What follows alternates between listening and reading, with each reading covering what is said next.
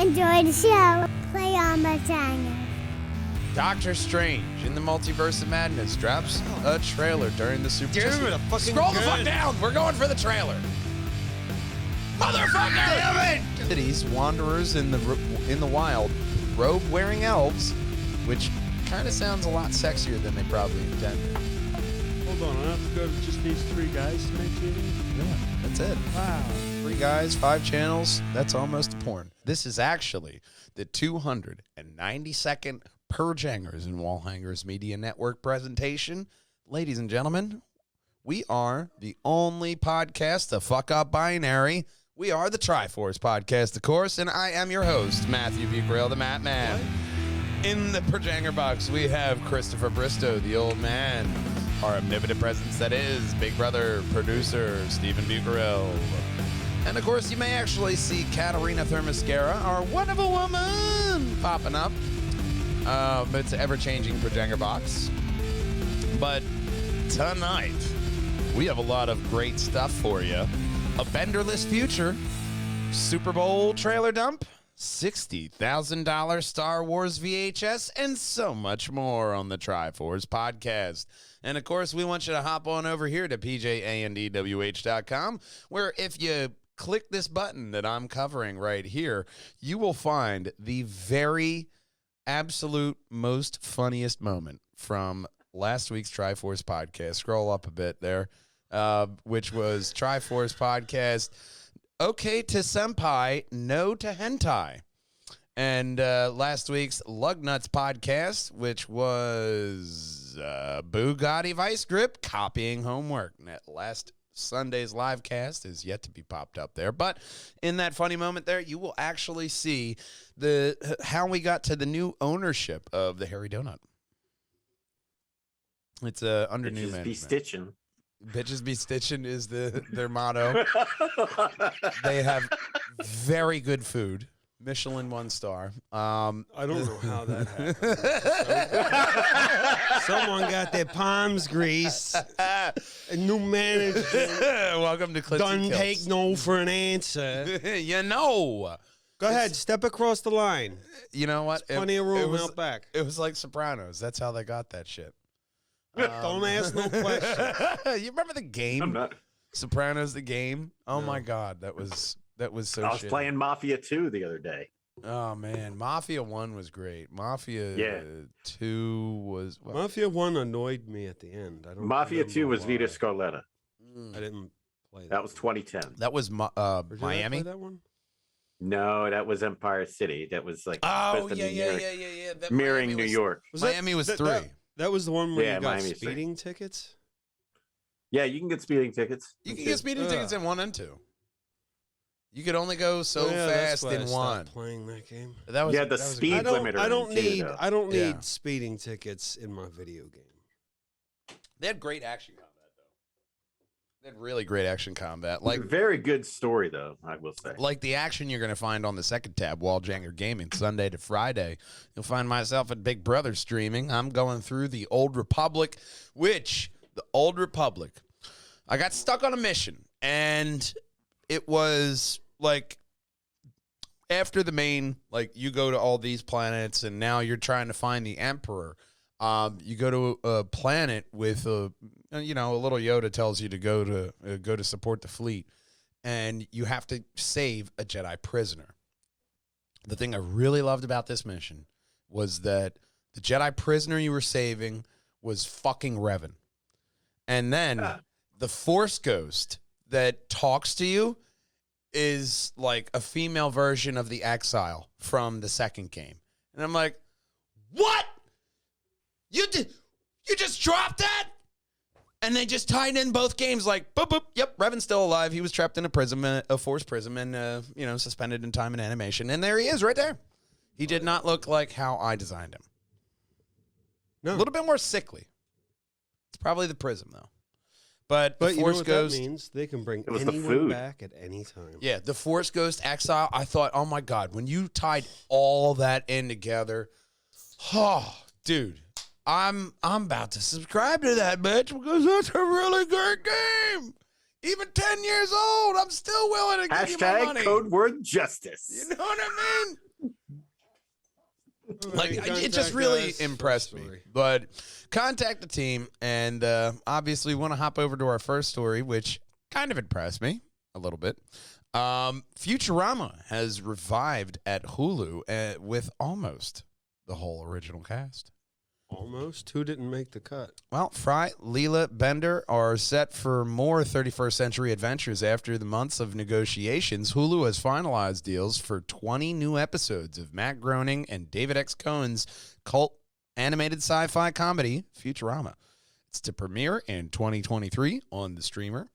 In addition to Groening and Cohen, set to come back is the majority of the series' voices, including cast Billy West, Katie Seagal, Tris McNeil, Maurice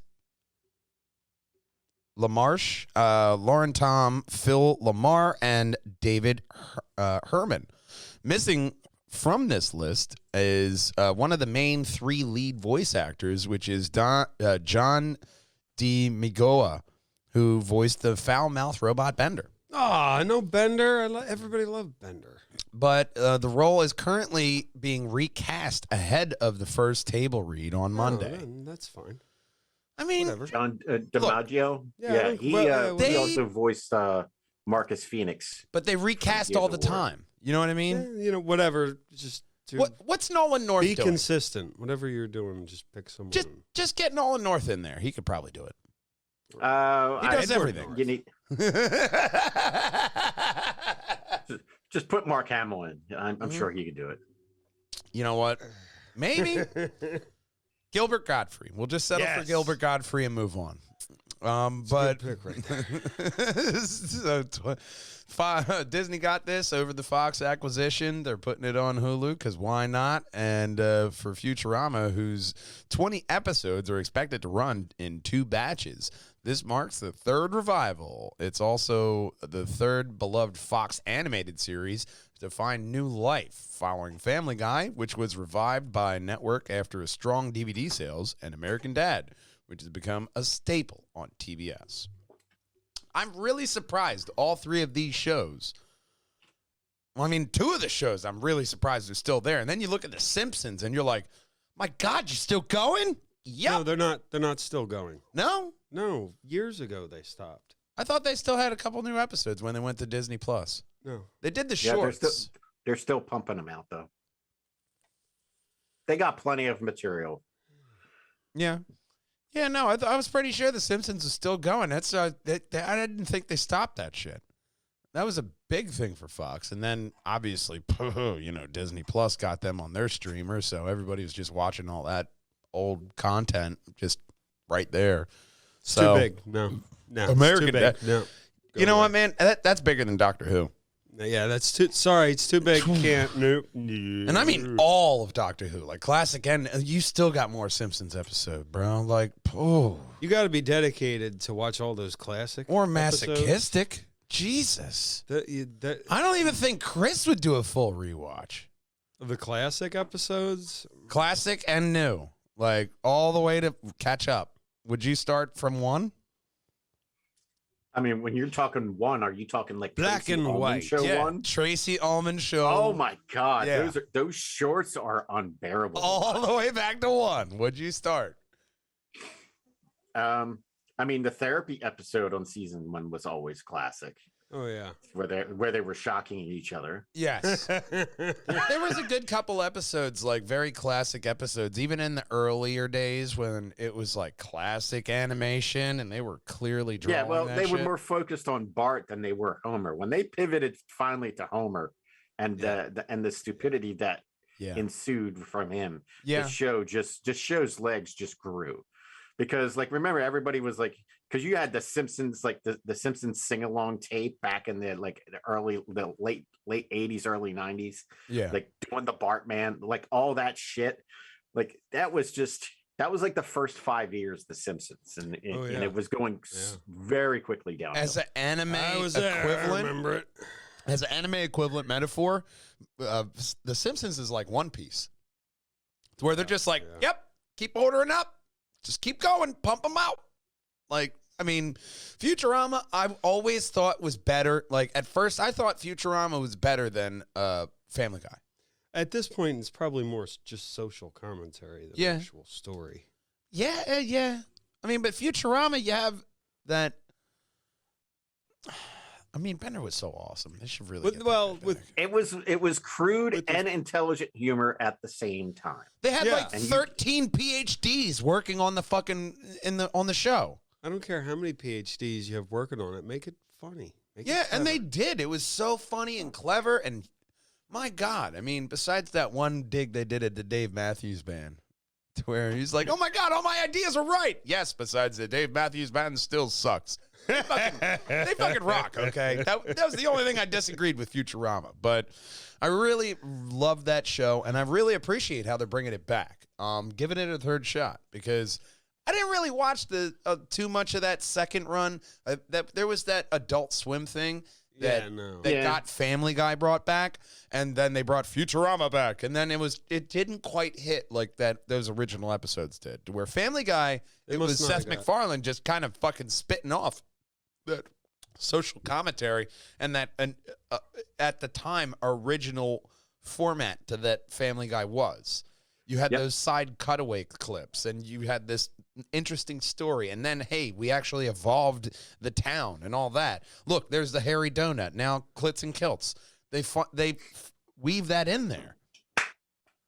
And well, they were weaving it in with the emergence of social media, how it mimics people's flipped attention. Like I tuned into I saw one Simpsons episode just passing on TV, and it was like Lisa commenting about on a cell phone, and I was like, Jesus fucking Christ, the Simpsons, like, they just kept those kids young, Neverland Ranch style, giggity, and just kept farming them out. Yeah, no giggity, but you know, they just kept changing and updating that content, keeping all the characters the way they are and the age they are. And there's that kind of classic style that all three of them did with that, because Futurama did it too. Everybody stayed the same. Herbie's, the great grandson, the old guy. He's like you, but with a pointier head. Yeah. Professor. Fry. No. Fry. Well, I mean, Fry's. Fuck. Take my money. Why do I goddamn forget that now? Brain farting. Because I always like Dr. Zoidberg. Yes. What was he, a lobster? Zoidberg. He was like Zoidberg. kind of like a lobster, and like he had like weird tentacles in front of his mouth, so he was kind of hentai. I don't know. But you know, anyway, we're getting more Futurama.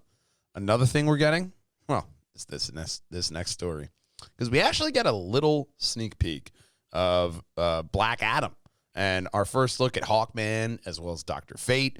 He looks animated, doesn't he? You can check out the trailer below. Black Adam cost star $2 million. Yeah. Who are you? Black Adam star Dwayne "The Rock" Johnson in the title role is a spin-off of 2019 Shazam and will mark his debut of Aldous Hodge as Hawkman and Pierce Brosnan as Dr. Fate. Other than confirming the cast members that also appear in the promo as Noah Centineo as Atom Smasher, Sarah Sashi as Adriana Tomez or Cyclone, and Quinez Swindle. Quinez Swindle is Cyclone.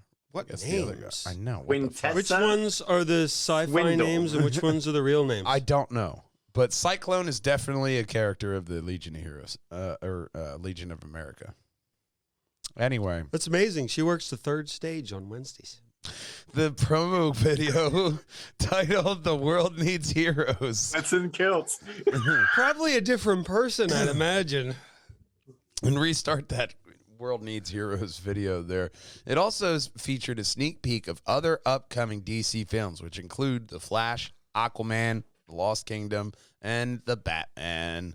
While details surrounding the plot of Black Adam are unknown, Warner Brothers did confirm that Centineo, Brosnan, Hodge, Swindle, and Saha will all appear in the film as the Justice Society of America. The potential costumes were only briefly teased during the fandom, and now we get our first full look at all of them. We see Black Adam looking boss. We see a full-on Flash with that new suit. Obviously, some drop-down visors, some scenes from the Batman, but we also get some Hawkman here. There you go. Black Adam, Dr. Fate looking awesome, Cyclone and Atom Smasher. Also, Pierce Brosnan outside the Dr. Fate, which is big because that's like scheduled time. Dr. Fate consumes a lot of that man's schedule. So there's a lot of good things in this trailer for the future of what we're getting in 2022. Which of these projects, old man, are you most excited about? Because Black Adam, I'm getting more and more excited the more we see about it. I'm on the Black Adam train. Like that's what I want to see. But also, we haven't seen a lot. We haven't seen like a good full trailer. We saw that teaser trailer for Flash, but we haven't seen a good full trailer for Flash. So they're kind of being coy here.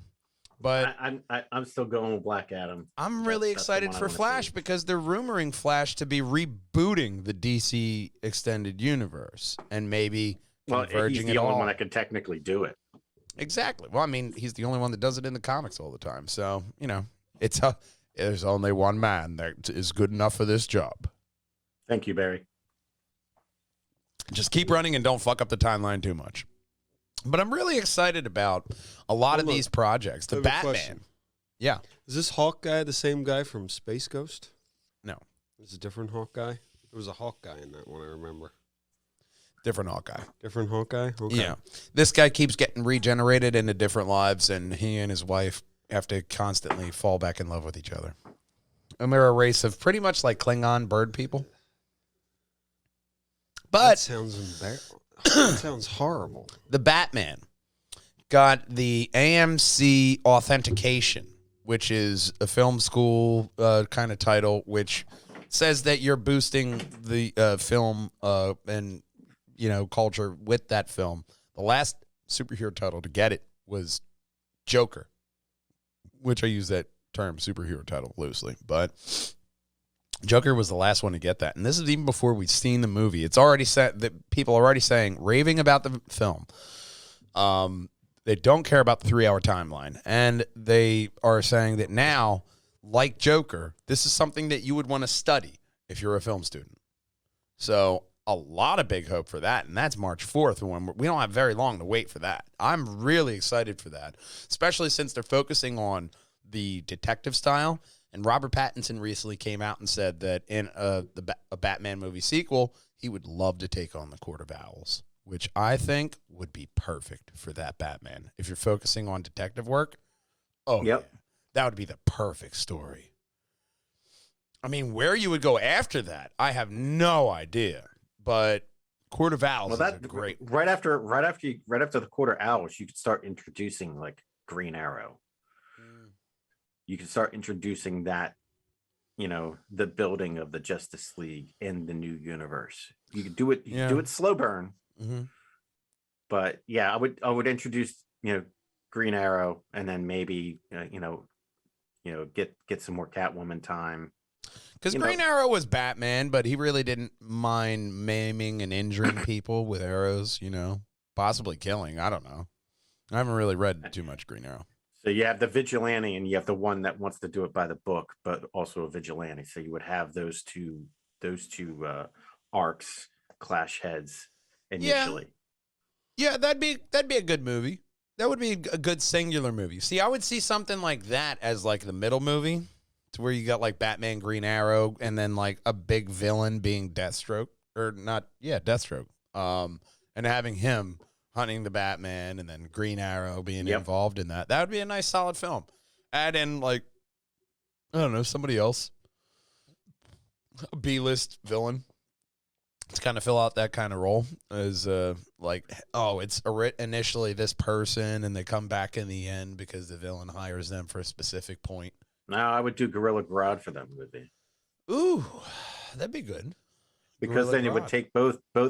It would take both people's intellects in order to defeat Gorilla Grodd. Yeah, but Gorilla Grodd's more of a Flash villain, to where like Green Arrow really doesn't have very good villains, and Batman, he has his rogues gallery, but you could kind of, I don't know. You could mix a bunch of different people.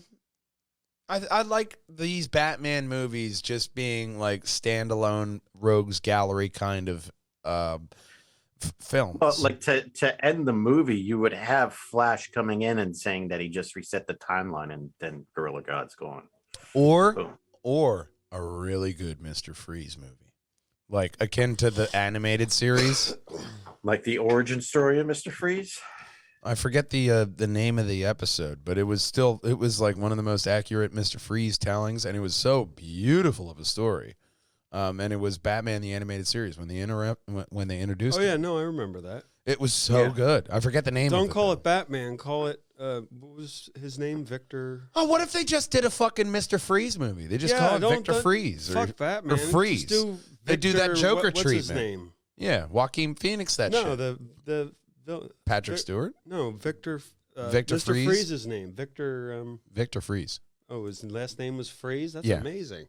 Well, Frice, but Oh. yeah, Victor Yeah, Frice. call it Victor, the Victor Frice movie. I mean, people scratch their heads.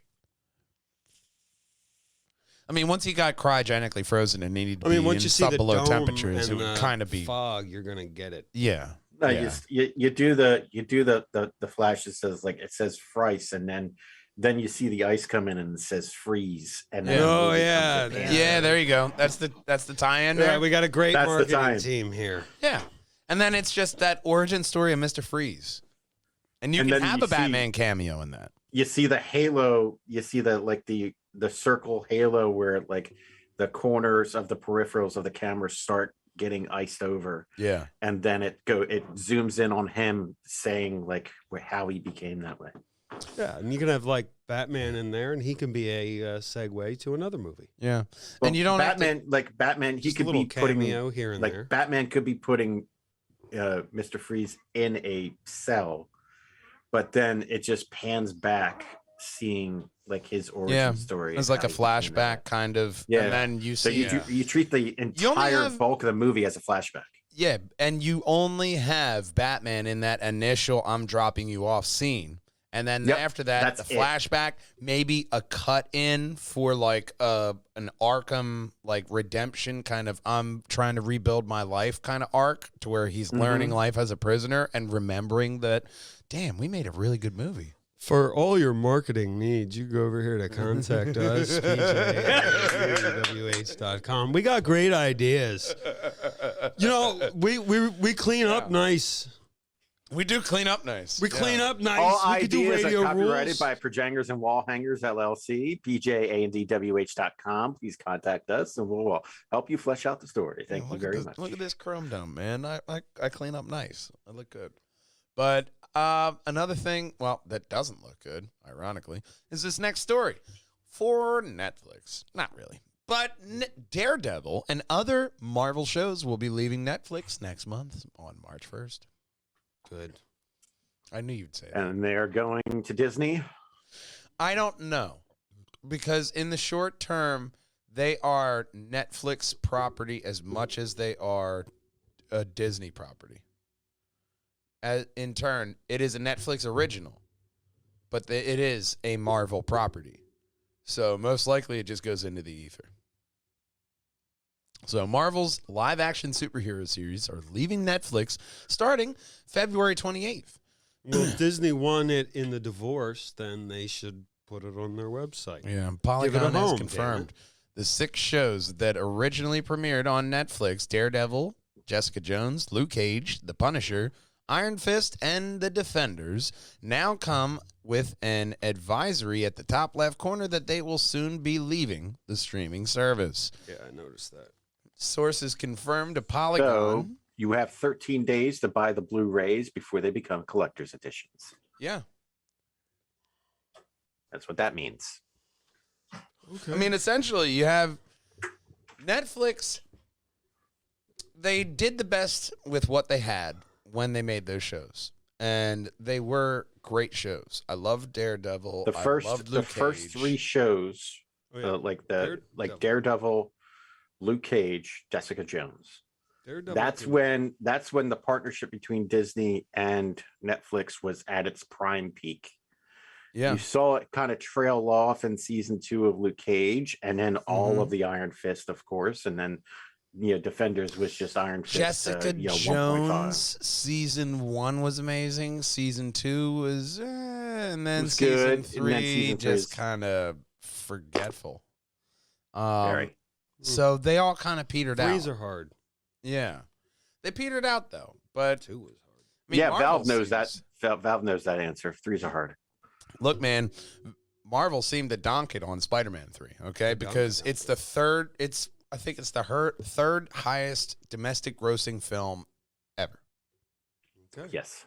It beat out Avatar. So they seem to donk that 3. As the Avatar people I mean, Michael Jordan, tongue out, like slam dunk that shit.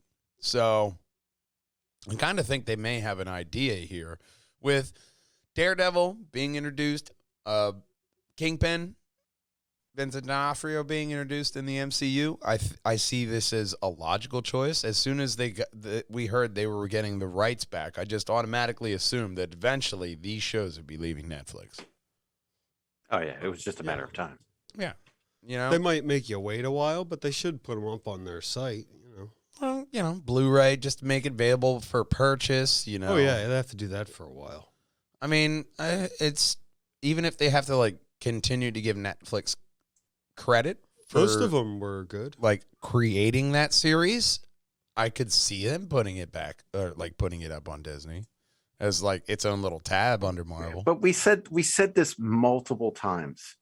In the era that we're in now, like we're going like 8 years back when these shows were hitting the platform on Netflix.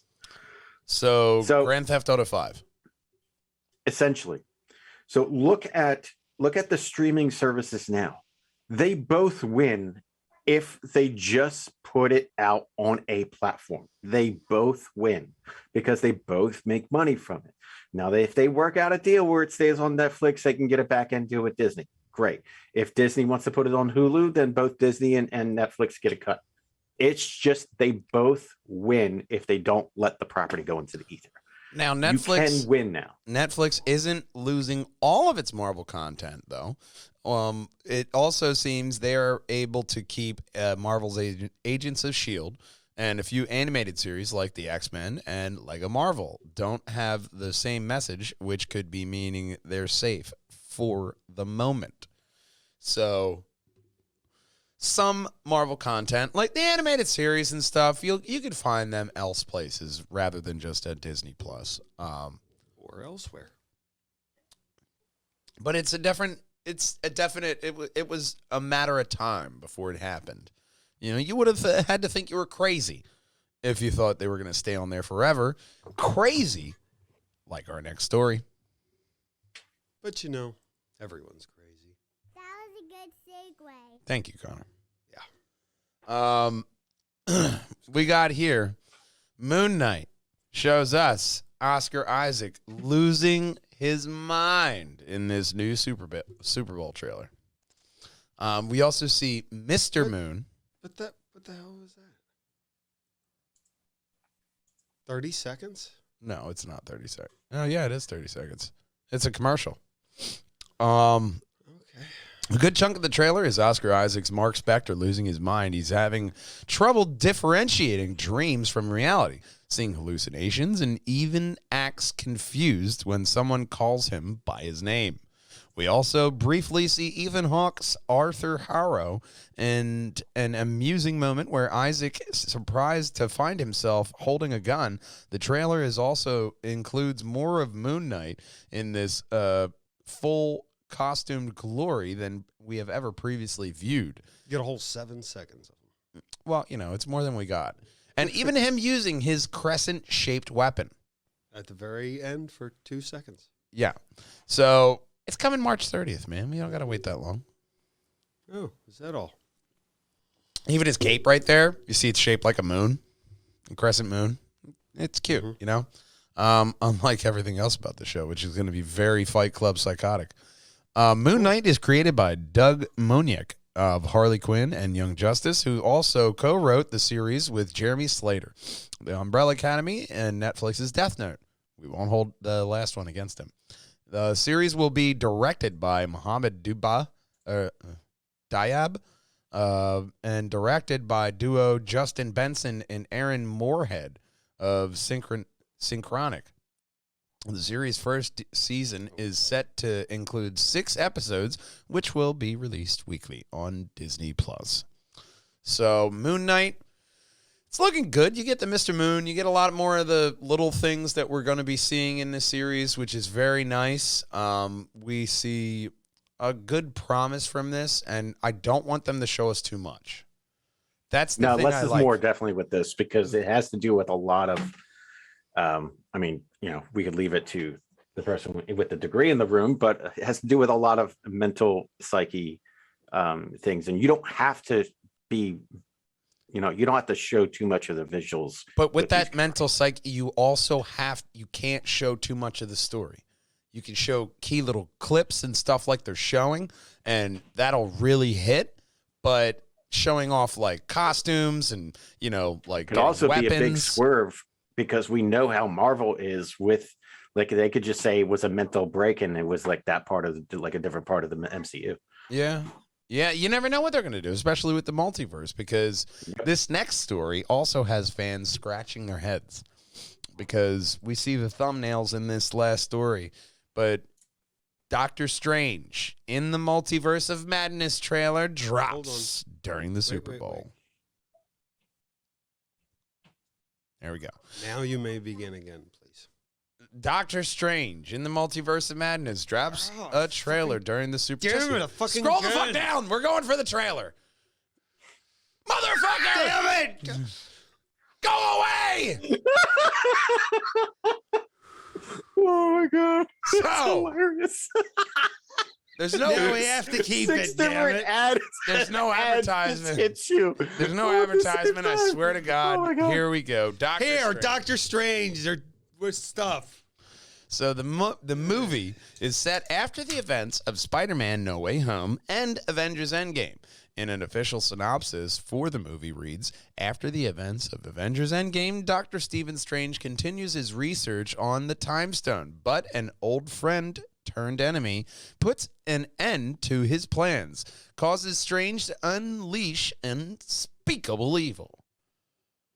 Doctor Strange will confront a mysterious new adversary in the film. The movie stars Benedict Cumberbatch in the titular role, Chiwetel Ejiofor, Elizabeth Olsen, Benedict Wong, Child Gomez, Michael Stuhlbarg, and Rachel McAdams. Thank God. It's directed by Sam Raimi. Whew! But in this trailer, what has nerds freaking out, here you see Mordo saying, I'm sorry, Steven, but you really fuck shit up. You got to pay for this shit. And here we see him being carted off by robots. And here, multiple chairs and the voice that sounds so very, very much like Mr. Sir Patrick Stewart, Mr. Charles Xavier himself, which has fans believing we may actually see a version of the Marvel Comics Illuminati. Right here, we see a person with kind of Captain Marvel-esque powers. People are a big giant eye trying to kill everyone. Yeah, they're saying it may be, what's his name? Superior Ted? Iron Man as the Tom Cruise Iron Man, or Monica Rambeau as her version, a multiverse version of Captain Marvel. There's a bunch of different, it kind of looked like a Captain Marvel power. That we see kind of like a Zombie Strange, maybe even Null Strange kind of power. There's a lot of different stuff. The other thing that I saw is that the Strange we see is not Superior Strange. It is like a different Strange. I forget the exact name, but during the Super Bowl, the actual closed captioning called him something different. Called him, you looking for some strange? No, it wasn't looking for some strange. Looking for some strange in the multiverse The of kids were like, madness. "Daddy, what does that mean?" Yes, I like my strange you sliced thin there, sir. Strange slice thin. Order up. Prosciutto, here you go. It looks good. But Just another menu item. there's a bunch of different characters that may be dropping, which could be quick cameos just to help the plot along. This is the perfect movie to have a plethora of characters, like more than Endgame level, and it still works and be fine as long as it all is all cohesive to the story. Like Yes, it's tying it cameo all. level. It's not anything like large or pivotal. Well, yeah, like what they did with No Way Home. They brought all three of those Spider-Men, and they just tried to make a perfect Spider-Man movie. If you're trying to make a perfect Doctor Strange nerdy movie and tie in this multiversal theme, having all these different actors that play different titular roles that we are familiar with only makes sense to have them cameo here. Because there's also rumors of the Morbius universe Spider-Man being Tobey Maguire. And that being a whole series of movies and stuff. Because we saw I thought that was going to be Andrew Garfield. Well, no, but if you remember, in the one trailer for the first trailer for Morbius, he's walking down that one alley, and there's a Sam Raimi version of Spider-Man graffitied on the wall with murderer over it. That is what really leads me to believe that makes sense for a Tobey Maguire universe Spider-Man. Especially since he's weathered. He kind of just seemed like that guy that knew he fucked up, but he sees his younger self in those other Spider-Man. So there's that kind of like Spider-Man, but a different spider than what we know kind of story that you could tell, especially with the whole murderer. Like, you got to explain that shit. Yeah, that's new. Especially since Tobey Maguire stopped Tom Holland's Spider-Man from murdering the Green Goblin. Yep. Like, having that, like, oh no, that's a lesson, and making that a movie in that universe would be really fucking dope. And I think that's a level that we're able to explore now because Marvel took on that job of introducing the multiverse in a level that Effectively. is palatable for everyone. Yep. I agree. Not everything can be palatable for everyone. Don't make me go back to CNN. Like this next story. Nobody wants 60% of the truth. That's true. I'd have a lot of, we're back there again. No, you went to the same story. Oh, thank God. We're off CNN. We're on to the liberal Polygon, which is, of course, Return to Middle Earth Much better. in Amazon's first Lord of the Rings, the Rings of Power trailer. So the teaser wastes no time reintroducing viewers to the lush fantasy setting many know from Peter Jackson's Lord of the Rings trilogy. Stone rock coastline cities, wanderers in the wild, robe-wearing elves, which kind of sounds a lot sexier than they probably intended. Stone-breaking dwarves, galloping horses, and mighty battles appear as a young woman's voice says, "There's wonders in this world beyond our wandering."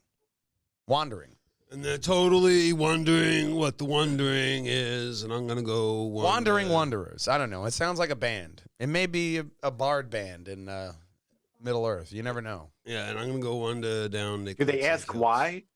No. Just wonder what happened. Wonder, don't you ever wonder? They put all their wonders in a ball, and then they encase it in chocolate and sell it. What do you They're need? delicious. But while this footage seems to be saying, here, have a sword, an axe, and a bow, it still doesn't tell us much about who those weapons belong to. So... No, they don't. They're not going to tell you that. We at least get some nice scenic shots, okay? Some different things in this trailer, which it's looking very Lord of the Rings. I mean, good. Style-wise, it looks great. It looks like they spent a lot of money on it. And we're getting it in September 2nd. So this is also a series. what they did with your COVID money. Yeah. This is a series that we're going to be getting this year. and it's part of that content. Mandalorian, they're saying that's going to be right after Obi-Wan.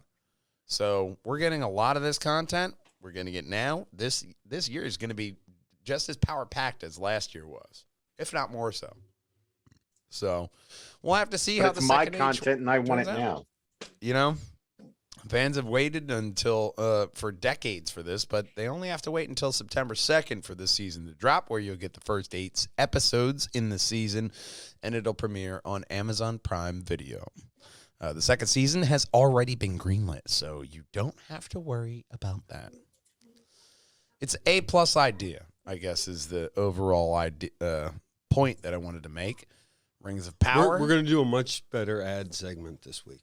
Yeah, because they're going to have different rings, all right? Maybe onion rings, empanada rings. You never know. The one empanada ring of power may be at your next catering or event, where you go to facebook.com. I forged the mozzarella ring. /APLUS Tri-State, where you can book A+ catering and events for your next event, office party, whatever you need, man. They will cook up the most delicious delicatessens and give you the interesting, inventive, and delicious designs that they think up. So check them out over on Facebook, book them down, and then say thank you for all the delicious food. So in our next story, he'd probably have them make chili dogs, honestly, because Sonic the Hedgehog 2 movie drops a Super Bowl trailer with Knuckles on a warpath. Holy shnikey. Yeah. So Knuckles is on a warpath. Heads or tails? Yeah, no, it's an ad for their whole thing here. I do like the look of Knuckles. They have that fur look. It's looking really nice. He's looking just like from the games. We see James Marsden, Cyclops himself. Not as Cyclops. That'd be weird.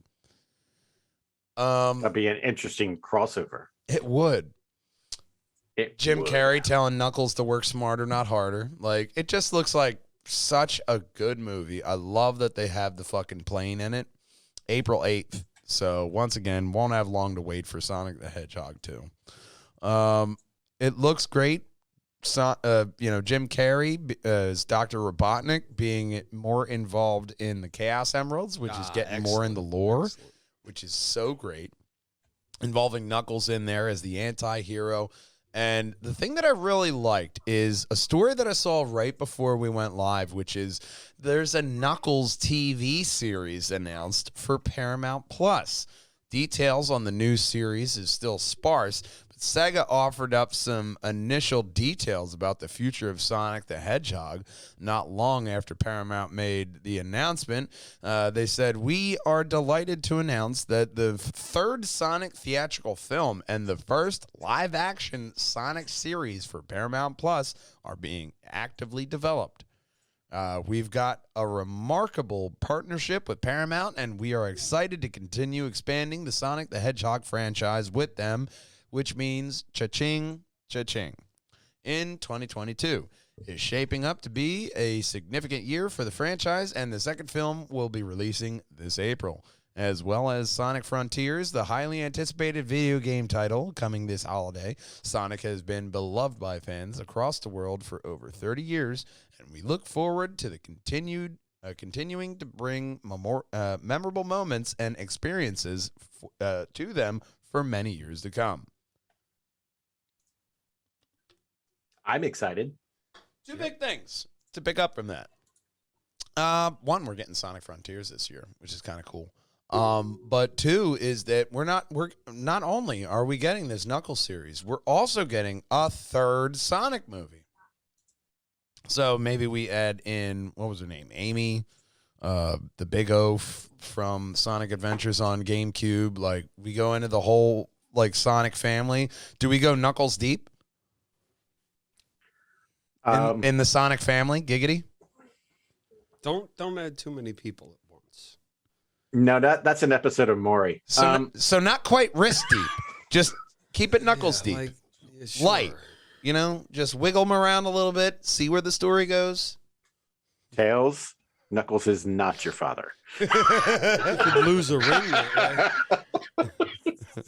But I think that it only makes sense after the first film made $319 million worldwide at the box office that they're going to say second and third helping, please, as well as a TV series, because, hey, them Marvel guys are doing really well at that. It's like these people are realizing, you know what? That old ass idea that you could just have a movie and then a TV series really complementing each other, kind of checks out. Hold on, I don't have to go to just these 3 guys to make TV? Yeah, that's it. Wow. 3 guys, 5 channels, that's almost a porn. But it's something that there's a lot of promise in the industry, especially for video game franchises. And Sonic the Hedgehog, the first movie, so it didn't break the mold. It solidified that broken mold, I would say. It proved that it didn't shattered have to be the glass ceiling of video game movies. Let's just call it that. I wouldn't even say that it shattered it. It just proved that you can do it because we already had other video game movies do well before Sonic. Yeah, but you had that just made Ryan it a Reynolds commercial made success. Detective Pikachu. Like Ryan Reynolds made Detective Pikachu. So that is the asterisk on that movie. Even though the movie was good, it wasn't great, but Ryan Reynolds made that movie. You still tuned in for Ryan Reynolds. I tuned in for Pikachu. I don't know what the fuck you people are You watching. didn't tune in for James Marsden. A Pikachu and a Charmander, and I'm happy. In Sonic the Hedgehog, you did not tune in for James Marsden. You tuned in for the Hedgehog. Yeah. To where I can see that distinction. I can see that distinction, but still, Sonic was the first thing to really do the premise right, because Sonic as a story for a game really didn't go anywhere besides Hedgehog hated by doctor that makes robots. It was a very complicated story. And then orphan fox that hangs around with him because Two Tails, add the emotional element. He flies around. Why not? But they built on that in the animated show for Sonic, which then you found out that Tails wasn't his real name. It was Miles. And only, Sonic knew that, but his fake family didn't. His last name was in the animated show, Jaleel White was the voice of Sonic. Oh, get the fuck out Urkel of here. himself. Oh, that is cool. such a nice pull. That is awesome. That's an awesome little thing there. Yeah. No, that's awesome. Urkel was Sonic. Yep. That makes so sense now that I hear that. I'm waiting in my head. Yeah. Yep. That makes so much sense. So we'll have to see if Sonic the Hedgehog 2 will actually shape up to be as good as the first, if not better, in theaters April 8th. One movie that will be popping up onto your TV screen will be this next story because Netflix is making a Bioshock movie. Story above that it should be. It's about, all I have to say about this, it's about time. And it's kind of ironic about this story because yesterday I booted up Bioshock Infinite for the first time in 4 years. That's such a good story. Yeah. It is such an amazing story. It's a much better story than the first one. The first one will make a much better movie. Yeah, I'll agree with that. I loved the first movie, but I'm that person who is very who's very easily entertained by a premise like this. See, I love the first one will always be near and dear to me only because Nostalgia. I'm a sound buff. Like I love like those little creaks and stuff like that. And now with my sound system, I'm hearing it again for like people talking behind me and around me and in front of me, and like it's just amazing to experience it again. Would you kindly with a new perspective?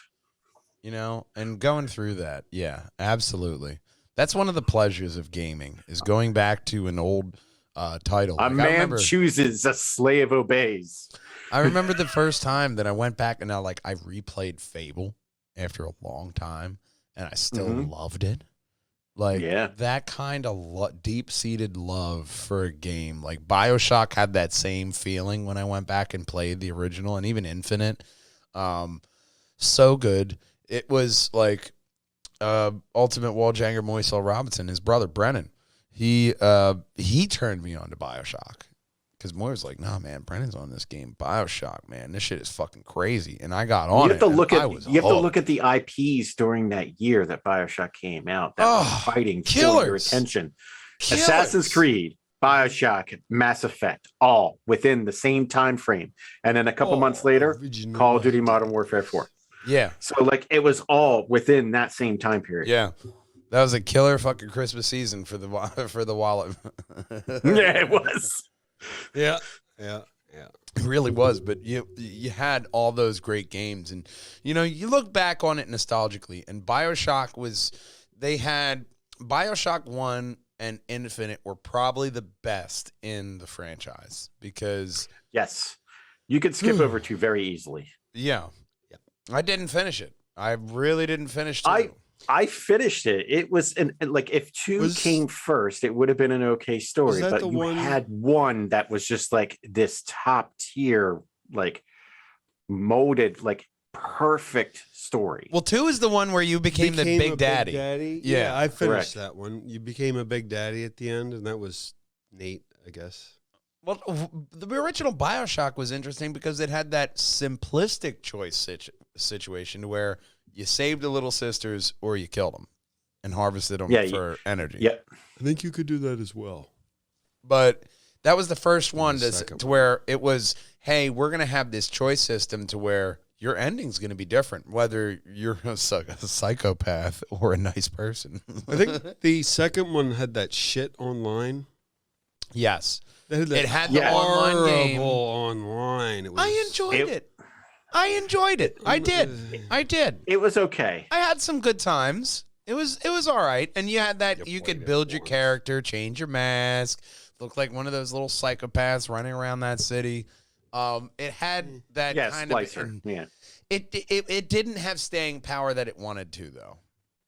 And that's where I think Big Brother is saying that if they took this and imagined it in its own film universe, they're doing and took it segmentedly, like, yes, this Bioshock, boom, this is it. And then we're going to go to Infinite. But also with this, they mentioned in the article here, if I don't stop randomly scrolling, that there is still another Bioshock game at works for Cloud Chamber Studios and 2K. So there is a new Bioshock game in the works. We already speculated. I'd love for them to go to the moon because you did under the water, in the air. Why not in outer space? But then that's pretty much the dirt. That's pretty much Outer Worlds. Like, where do you go outside of that? Fallout in a vault? Mm-hmm. You know what I mean? Center of the Earth. Do you go center of the Earth theory? Like that? So you've had in the water. You've had Rapture. Okay. No, you've had Under Columbia. the Sea. Yeah. You've had Columbia. Yeah. So what about Maxwell House. Antarctica What if you do Savage Lands? or Atlantis? Well, that was Rapture was Atlantis, but if you do Savage Marvel, Rapture was Atlantis. Like you have to look at But look at it this way: if you do the Marvel treatment of the Savage Lands, which we also saw in the Doctor Strange Multiverse of Madness trailer, we did. If you take Bioshock but Savage Lands, you do it that way. But then you're just creating Far Cry.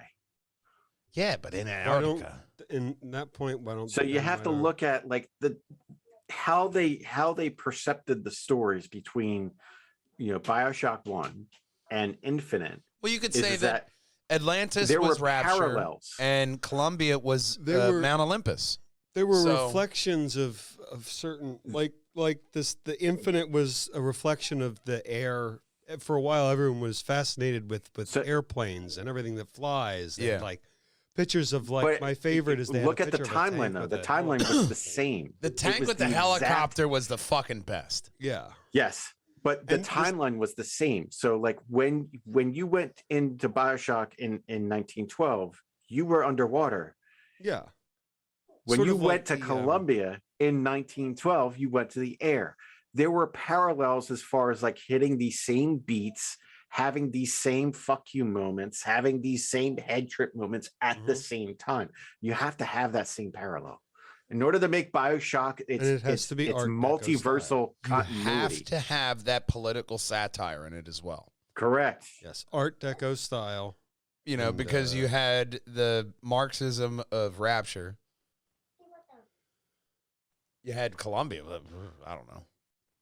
That was crazy. Which I love how they made the United States Constitution as its religion. Yes, capitalism. Yeah, there you go.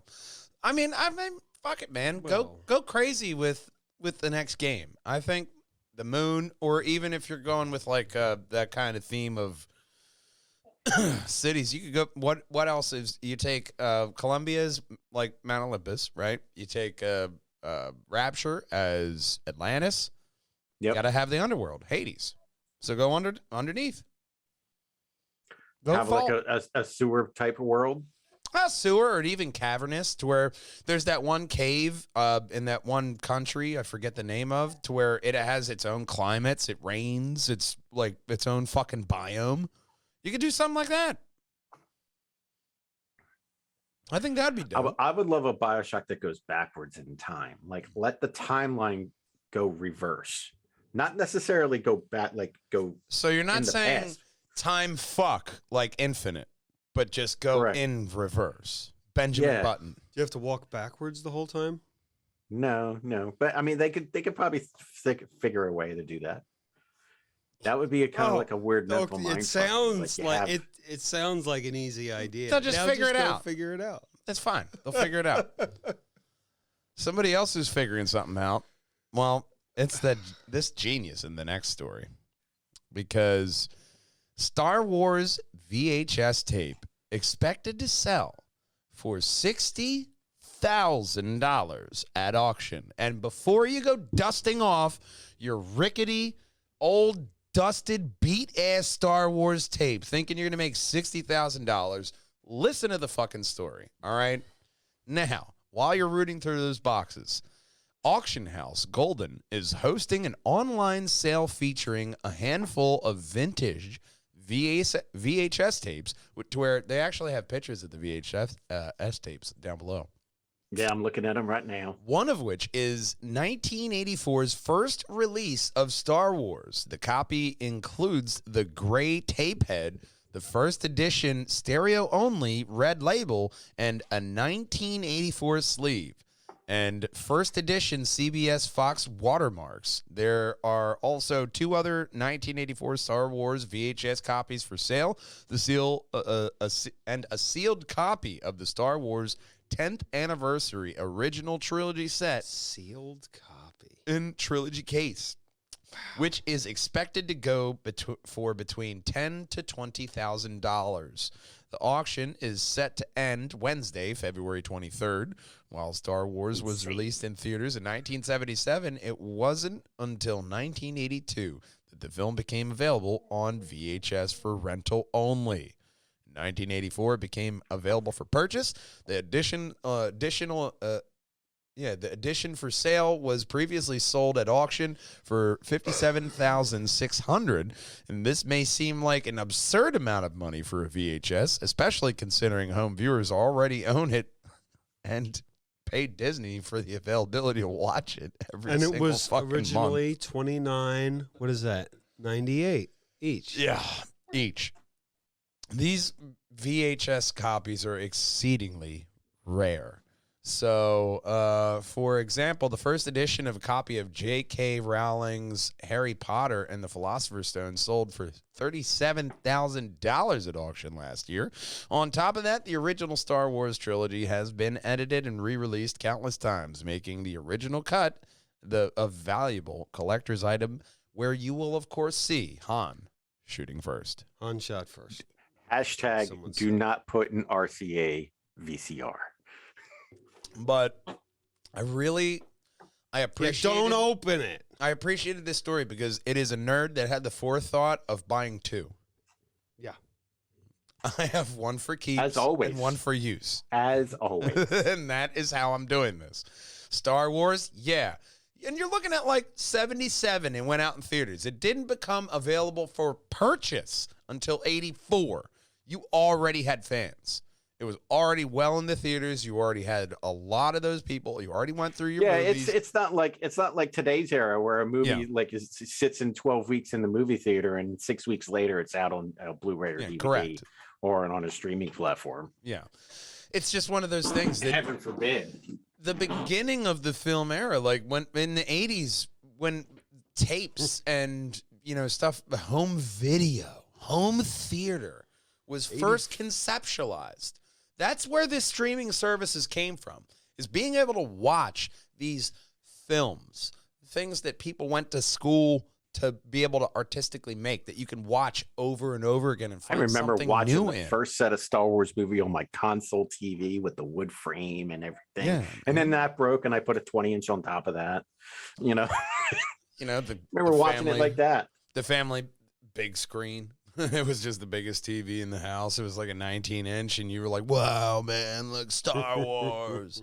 Pop that VHS in, watch that, Terminator 2. Not just 19, a tube television. Tube. Round on the outside. It got warm. It Angle made the room tube. warmer. It was so big. Yeah. It gave you sunburn. Although it still turned on faster than a modern TV. You notice that? Yeah. It does. That shit was on. It was bam. And you right heard that. there. Dum, Yeah. and you It was a put your comforting hands sound. right on the tube and you felt that static The electricity. glow and the the- static. The natural degaussing of the inner tube. That was the cleaning method. It's called degaussing. It was almost an enchantment, if you will. Which, of course, Oh, you're going with that one. oh yeah, man. I didn't know you were writing that down. Yeah. I was He's like he misunderstood the assignment. No, you were today years old when you found out I was writing that for right now. So, if you could enchant one article of clothing for 24 hours, what enchantment and why? You paraphrased well. I did. You cut like 99% of what I said. Oh out. my God. He had like a I went on legal for- pad stipulation. For, No, you that's could, your go You with could that. write that shit into law after he was done. But I just we're just going to handpick some of these key points that you mentioned here. Like, well, and then you got it. Because with enchantment, you have different things like, hey, let me increase my strength. Let me increase my agility, my dexterity, my luck.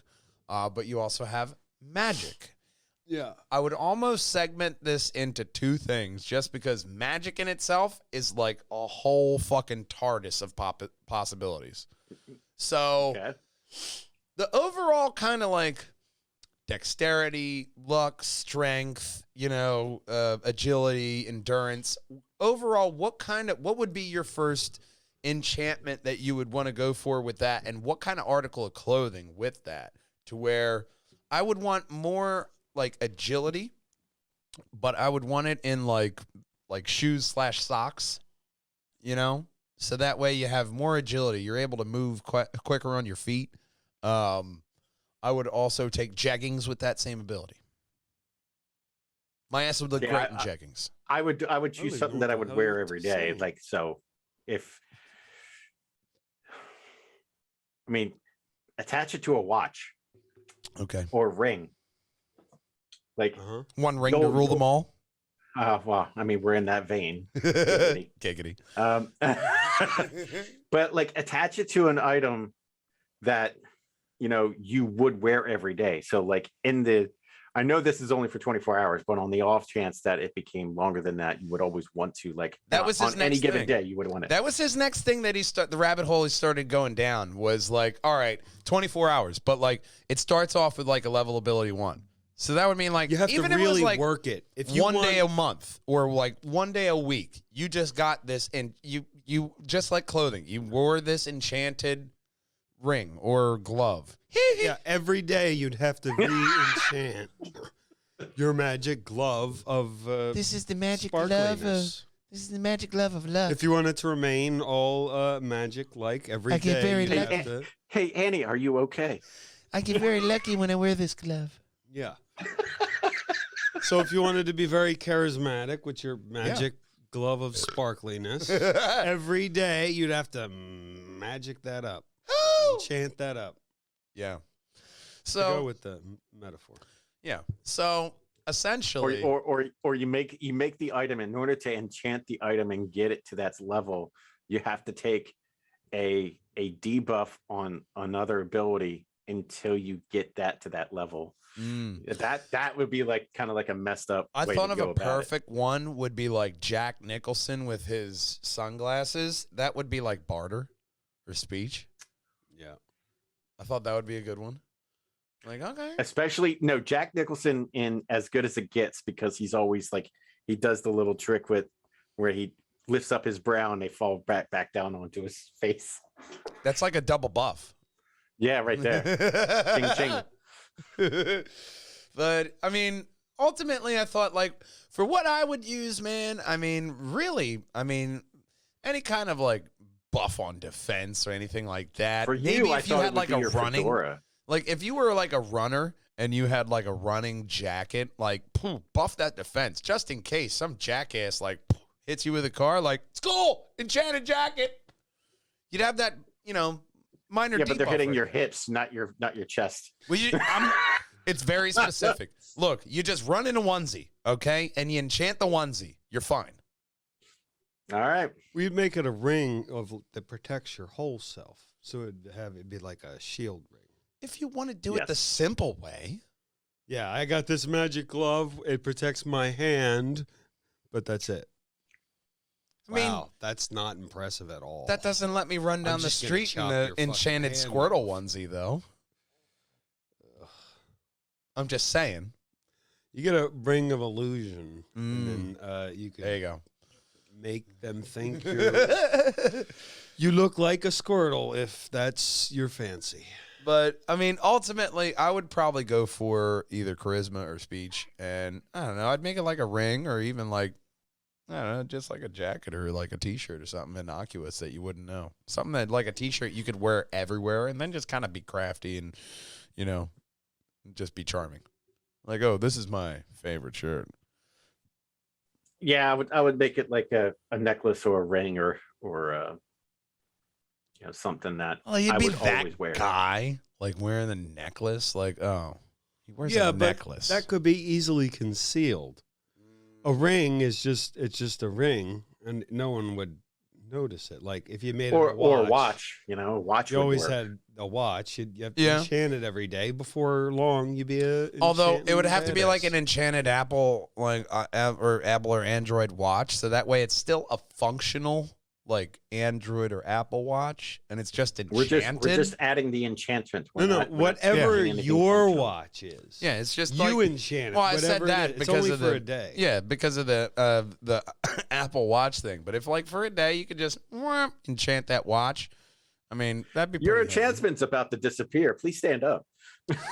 Like I would, that'd be cool if you could switch it because I would do speech or like increased intelligence for like technological like IT problem solving, and then I would just have like a glove that's enchanted with IT, and then I would almost be like idle hand, man. You could just kind of fix that shit. That's how it works in my mind, at least. You would have a compulsion to fix everything though, and then you go insane. Yeah, exactly. So on the magic side, what would be the magic? Because my first would be like enchanting a fucking Doctor Strange cloak of levitation. I think like with magic, you'd have to start with like you'd get something random, and you'd have to really enchant it every day. Are we and talking like practice core it. elements or what? Like just You got illusion, Mhm. destruction. What's speech? You can enchant your speech or something. Magic speech, I mean, because if Vash you're looking Rodin. at like mysticism. like between ice, fire, and electric, of course I would choose Yeah. electric because then I wouldn't have an electric bill anymore. Yeah, necromancy. You could choose that if that's your kink. I know we don't kink shame here, but that would not be my thing. Hey, man, I got to throw the option out there, you know, for the viewers, in maybe case that not. was theirs. They're screaming at home. Necromancy! No, Please, God, there's I no hope one they're screaming that. not. No. No one screaming necromancy might be the title of the podcast. No, please, no. I mean, mysticism and speechcraft. I mean, those would probably be good in the business world, you know, as far as like what you want to do.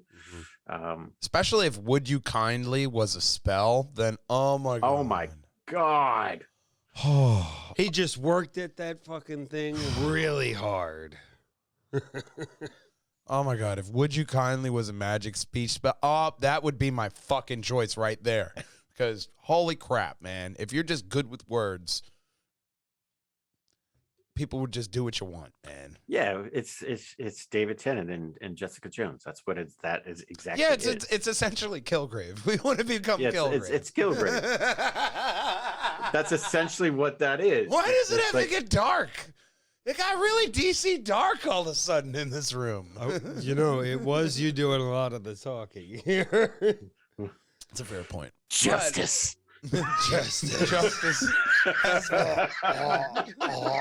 Justice has been screamed multiple times. But ultimately, Big Brother, what was your choice? I don't think I made one. No, you didn't. I was thinking an interesting one would be luck. So whatever you'd have to enchant it like every day to get good at casting it. So it's really good. I feel like that would have been Kat's choice too. Would be luck. like a ring, yeah, or something Yeah. that would last. So every day you enchant it, it gets a little bit stronger. yeah.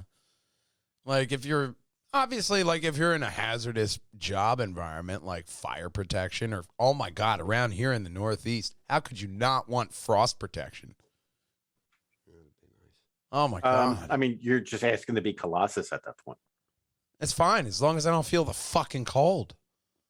Well, I mean, you know, with a metal armor, If I'm just And like in negative you can't 32, get frostbite. if I'm in like negative 32 degree weather and I'm just like, oh, how are you? Fine. That's the perfect spell. Not that I want to so- be in negative 32 so weather, but You I want to could. be. I mean, you could just be Deadpool because He still gets cold. He just regenerates. and he has to So, get there warm you to go. regenerate there, you know? The cells tend to stop around a certain temperature, you know? So the what I question saw. is, does Wolverine get cold since his body runs at a different temperature? He's Canadian. Well, Exactly. You just stopped yourself right there. But Canadian. Yeah. I didn't even have to say it. It was just, he's Canadian. And you're like, ah. Yeah, All we're right, just going to fuck, park he's our right. trucks right here, and here's where we're going to stay. Thank you very much. Now I'm going to make it No, illegal. thank you very much. You may not. Go away now. Thanks. Now it's illegal to give them food. But Fuck you. I'm in my truck. I'm not wearing a mask in here. That's not what we're saying. You exit the truck, right? Nope. Never. so I never exited the truck. I was born in here. I was born. I was born into it and raised in the truck. Okay. My entire life has been in this It's truck. really sir. cold out here.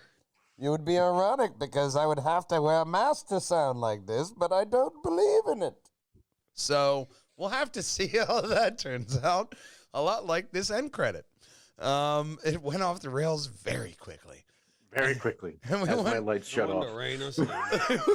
We want you to comment and like below. Let us know what your enchantment would be for 24 hours, even if you could build it up slowly throughout the time frame. What would it be? And of course, we end off this podcast with the thank yous. We want to thank you to Lena Turner, Erica Garcia, J. Bo McNeil, Moy Robinson, Mark Gervais, Matthew Kennedy, and you, loyal Walljanger, for tuning in every single week, liking, commenting, sharing, and subscribing. And of course, this is none other than a long drawn out goodbye. I am your host, Matthew Bucarell, the Mat Man. In the Projanger box, we have Christopher Bristow, the old man. Of course, our omnipotent presence that is one Stephen Bucarell, Big Brother. Wandering around here somewhere, probably sleeping, is our hero of time, Link Diablo. And he's sleeping. And of course, that does not surprise me. But we do want you He had a long night. to know we love you. We miss you. We want to see you next week. Until then, game on, Wall Jaggers. Bye-bye. Oh no, we're gonna end it. Oh my God. He talks longer than the music. Bye-bye. Play on my Changers. That was a good segue. Our Island Kelly. So, what was that comment say? Was that a person or was that a scam? Would you like a dark light billionaire playboy? No, the dark and light billionaire playboys. Fun. Dude, she was talking about Green Arrow and Batman. See, that's a real comment. There we go. What was that name? Teresa Lowe Williams. No. On the Facebooks. That's awesome. Friend of mine. Awesome. The dark and light playboys. Yeah, because Arrow is a lot better of a CEO Mm-hmm. than Bruce Wayne. Bruce Wayne really sucked, man. Lucius was running that shit. There was one comic I saw to where Bruce Wayne was like doing pull-ups off the side of Wayne Enterprises.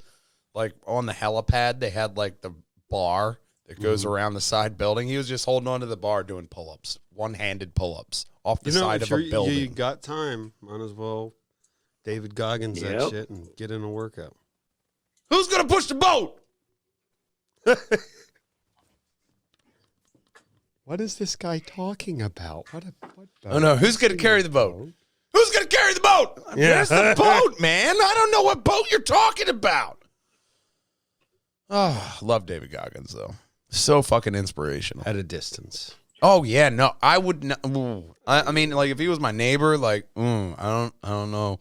I wouldn't make eye contact because that motherfucker would want me to run with him or some shit. Then he probably wouldn't. I imagine he wouldn't push. God, I hope not. I am a lazy fucker.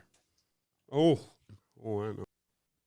So, you want to get us all logged in? We are at 292. 292. Up to date. And, oh my God, Clits and Kilts is actually the promo up top on the Luggy and Nutty highlight. I was like, oh, I have to have this on top here. So you can just go right over to purgehangers.com. Actually, we should probably buy that one too. Hop on over to pjandwh.com and you will find right at the up top how we got to Clits and Kilts. Thanks to Kat. I hope she gets off work early enough to hop on the podcast because that would be great. We could slide in Taco Tuesdays and roast beef Wednesdays. That would break her. I'm sorry. She would log immediately out. I imagine that she'd be like, alrighty, folks, bye-bye. Every letter but the last letter. Just to spite me. What? Yeah, no, that's There, all that's typed what you in. get. And you know what? It's I there. retyped in lug nuts, and it turned out to be, it typed out Matt Plays when I went back to It does. Facebook. It does whatever the hell it wants to. So type it however I want. It's gonna decide. What I can it's gonna fix it. do. I can fix it. Don't worry. Just type We will whatever and find I'll out fix it. if the title is actually right. But Getting my camera zoomed in a little bit. Yep. which the little Facebook thing I had popped up there, which was what was the best marriage in the Marvel Comics universe? When Superman married Batman. Marvel. Is that not Marvel? No. Scarlet Witch, Vision, Black Panther, Storm, Scott Summers, Jean Grey, or Scott Summers, Madeline Pryor. And I was like, well, What that's about kind of Falcon unfair. Roy? Because you ignored Falcon Roy. And Totally. you completely ignored the fact that he's on the list twice, man. You couldn't think of anybody else? Like, you could have did Wiccan Hulkling. Like that weird night Could've. between Iron Man and That would have Steve been Rogers. a different matchup because Wiccan Hulkling was a wedding in space. And Wiccan was marrying his boyfriend, who Who's Wiccan? was what was he, Chancellor or like Supreme Leader of the Galaxy or whatever the fuck they called him? Whatever you want to call it. Sure. Yeah. He was like King of the Galaxy. And it was in space. That's a pretty fucking dope wedding. That is over the 2 times. Jesus Christ, how many fucking different women has Scott Summers slammed? Why are 2 of them the best marriages? Nah, man. Obviously, Black Panther Storm is a very big How marriage. could they both be the best? You know? Like One pick- guy, he really killed pick it your on that 4. first one, and you know what? His second marriage wasn't bad either, man. Did You know, see but then wedding? that third marriage, but this guy's really not. He's not good at it. He hasn't mastered it. Not yet. And Give it like another Marvel time. characters, there's probably like 27 of them with this guy, right? Scott Summers, let's see. He gets And involved. in like comic years, they've been alive like 500 years. Yeah, you know, deaths, rebirths. They Yeah. killed Wolverine once, but they just encased him in adamantium, so of course he was going to come back. They killed him in the future where it was just a skeleton. Yeah, no, the comics are a lot of ridiculous shit, So- but we're going to be talking about a lot of ridiculous shit today. That helps. Let's talk about the ridiculous shit that we have seen. Start off with Book of Boba Fett. Season finale of the book. And this is my takeaway, since I always start off because I'm a loudmouth and I love to hear myself speak. Happy birthday to Emma, by the way. It was her Happy birthday, yesterday. Emma. Yes. I got you the same thing I did last year, which is nothing. Big bag of nothing. Actually, I times it by 3,000. So I got you 3,000 and nothing. It's how much my love Yeah, means. she can't hear. It's okay. No, she can't hear. Hang Let on, call coming in. He'll But let the her love know. is there. But All coming in? Oh, his telephone call. Book of Boba Fett, I was really impressed with. Is on the phone. Yeah, he's a telemarketer. Taxes. Taxes or telemarketer? Neither. Oh, Worse. Okay, Oh. worse. The smile says it Yeah. all. So, Book of Boba Fett, what I found amazing about the series was that it was truly like a novel. It was like a book. One punch. Looks like somebody got his bath ready for Yeah, bed. he did already. But like One Punch, it's its own story You wanna in go its play? own way. To where with Book of Boba Fett, you're getting an actual novel, almost like Game of Thrones style, where you get a bunch of different characters involved. And I saw one article that said Book of Boba Fett is good if you consider Boba Fett the villain. Yes, I And saw I was that. like, yeah, no, that makes sense because he is the villain in this. And Mando is still that kind of anti-hero, and it's propelling both characters. But you see that in novels all the time where you see a character. It's what is it called again? Mando's just Character a personal progression. friend. Yeah, they both got the same armor. They connected the first time they met, you know? Like, bro. Mando is the gray Jedi of the Mandalorian between Boba Fett and his creed. He's like he's I'd call him. Not That's the gray. best way He's to like describe it, way. because he's not like he's seen Mandalorians that don't like follow like the cultish creed of it. Yeah. Like Yeah. No, it's a cult. with Yeah. Yeah. Bo-Katan, and so That is a trouble. That is a, what did she say? A worrisome, or no, a cautionary tale. yeah, it's a cautionary tale. Yeah, That's what it I'd was, say he's yeah. as Mandalorian as it gets. Yeah. Well, here's my thing is that a lot of fans also had a problem with the Baby Grogu choice. Why is Luke making his students choose was what Walt Janger Joe Gilmore said. And then I quoted what I heard from JC, proprietor of Scum and Villainy Cantina in L.A. He's on Fat Man Beyond. And he said to look at it more like Luke is casting away what the old teachings of the Jedi Order, to where nobody asked Grogu if he wanted to be a Jedi. Yeah, that's the way it was done. bang, you're a Jedi. You get abducted. You're gonna love it. And then, you didn't have any parents, Jedi Force, all that. And then you just go through the order like, I'm going to be a great Jedi. Luke is now taking the choice that he got when he was on Dagobah. Like, you save your friends or you learn to become the most powerful Jedi. That is it. Here's the thing. Luke said way more than that. Because he not only said, like, he said, this guy's going to die soon. And, like, you're still going to be here. You could just do Jedi shit then. Pretty much. He He did kind allude of, to that. if you go back and listen to what he said, he's like, you're going to live so long. And that's pretty much Just what do that he now. got. Like, JC picked up, and that I really liked that point, is that Luke is giving his student the chance to go out and save his friends like Yoda gave him the choice to do. And that ultimately made him the Jedi Master he is at that point. Everyone has to walk their own path. So he's giving him that choice. Can I throw a little perception of we'd of love someone else's nugget voice. here? Yeah. So Luke giving Grogu the choice is still a warped perception of what the rules should be, because it's his romanticizing of the choice because of the choice that he made, which we don't know, because if this falls in line with The Last Jedi, you look at complete full circle of like giving his students a choice also turned Ben to Kylo Ren.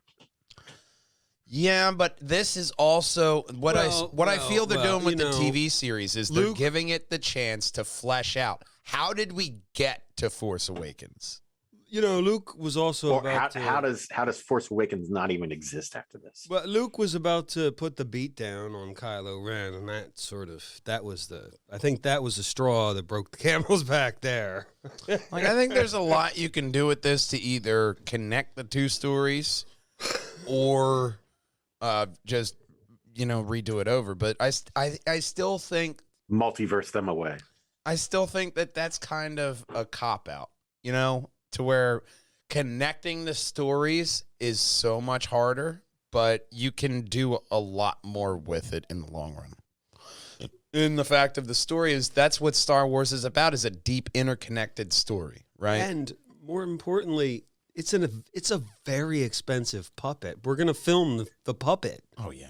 Obviously, you have any idea how much we paid for that thing? It's not going to sit on a shelf now. But then again, that explains $7,000. That explains how Grogu is not in the temple when it is burnt down. He's out doing fucking we Mando all shit, know bro. how that school ends. But there's a great video game in the middle somewhere. But then you can have Grogu kind of like picking up after Luke fell off, and then like we all know, like these Jedi do not know what the fuck each other are doing in that galaxy. You got Cal out there somewhere. You got fucking, you had man. Maybe we'll actually see a true gray Jedi. Maybe we'll see Obi-Wan turn into, or not Obi-Wan, Mace Windu. Obi-Wan is Mace Windu turning into that. Now, they also announced like the release window. It's just like May 25th, June 1st. So Obi-Wan is going to be in that beginning summer block. So you mean to tell me that we'll be going to Comic-Con when that's dropping? I mean, because it's Memorial Day weekend. Yeah, you may be. Yeah. Okay, you might. We all are. I might have to work. That's a shame, son. You're not fucking working. So we'll have to see how that turns out. Peacemaker. I think we have one more episode of Peacemaker because I believe there's either 8 or 9. I haven't watched a single episode yet because I wanted to just binge it. So. It's almost done. You might as well just start it. You're an old man, and it'll take you a week to finish one episode anyway. So you're good to start. Because tomorrow I'm going to just go through most of the episodes anyway. Oh, yeah, it'll take you a while. They're great. But what they did with the last episode was really good for character building on Peacemaker's part. And really appreciated that. And once again, there's like a really good heart-to-heart moment with him and Eagly, which he gets to exploit, that I really appreciated. They did Peacemaker right, because with his character, it is so easy to just tip it to like wrong. Yeah. You know what I'm saying? And you It'd have be that like, comedy oof. aspect like you're talking about, but there's also like serious character building. And then yeah. they will go right to a dick joke or right to rock. And there's no wrong time to rock. You know, and a lot of 80s hair metal. And it's just like a very energetic show, but it's also caring and action-packed at the same point because you care about the situation they're in and how it's an obvious Suicide Squad moment. It's them or the world is fucked. Yeah, great writing. So you have this very big threat, but it doesn't lose its comedy, which is what I think that's the flair of James Gunn. Yeah, James Gunn definitely WMMR. did this show solid. Needs more Not rock. Kevin Gunn. Ugh. Everything. Hey, Lush. Few know that one. As you were saying before the shameless MMR end credits plug. Yeah, sure. Why not? Like here, subscribe somewhere. Yeah. Buttons elsewhere. But we got us a on lot of TikTok. things nerdy. We got a lot of things nerdy coming up. I can only imagine that hopefully they're going to have that behind the scenes of making of Book of Fett on tomorrow. That'd be really good. Did you put up the Clits and Kilts thing? That was the promo. I went to the end credits for the promo last week, so you'll find Podcast 290's promo is the Clits and Kilts, and it starts off. Under new management. It starts off with that beginning of how Cat flubbed into Clits and Kilts, and it was just perfect, and I left it all the way to the end. It is like a 2.5 minute promo. We got to copyright that. It's quick. on the Facebook, Clits and Kilts, because the Harry Donut was taken quick. Yeah. Someone picked that. Clits and Kilts is a little bit more overt. I think that's going to be harder to sell marketing wise, so I think we're safe. I can't imagine what they'd have on the shirt. Come on down to Clits and Kilts for Irish Wing Tuesdays. Like what? You know, you're missing a good marketing promo. That's roast beef there, sir. No, Taco Tuesday. Taco Tuesday, roast beef Wednesday. Yeah, Lunch meat Thursday. What else? Taco and beef. Yeah. It's Friday. Friday, steak sandwiches. Oh my God, we can go on forever. There's a whole delicious delicatessen spread through. Yeah. Clits and Kilts. I'm It's trying to more think than of just clits. Food items. There's also great food. Like It's how people would say yeah. they try to justify taking you to Clits and Kilts like they used to do with Hooters. Like, dude, you got to try these wings. The wings sucked. I have no taste, but they tasted fine to me. Like, they weren't like, you have to go here to try these wings. I mean, it's not like I have wings. no Like, taste. if there was a Hooters and I wanted to eat wings, which, sure, that's, pretty frequently, but I wouldn't go out of my way to go there. Clits and Kilts, though. Yeah. That's the place. It's like the Michelin 5 stars. They would at least have a star because you would have to go out of. That's a place where you want to schedule at least to go stop and see and get it off your bucket. Right. list. You do realize this isn't a real place. You're like really selling. I'm really selling this shit, man. They got a Michelin star and everything now.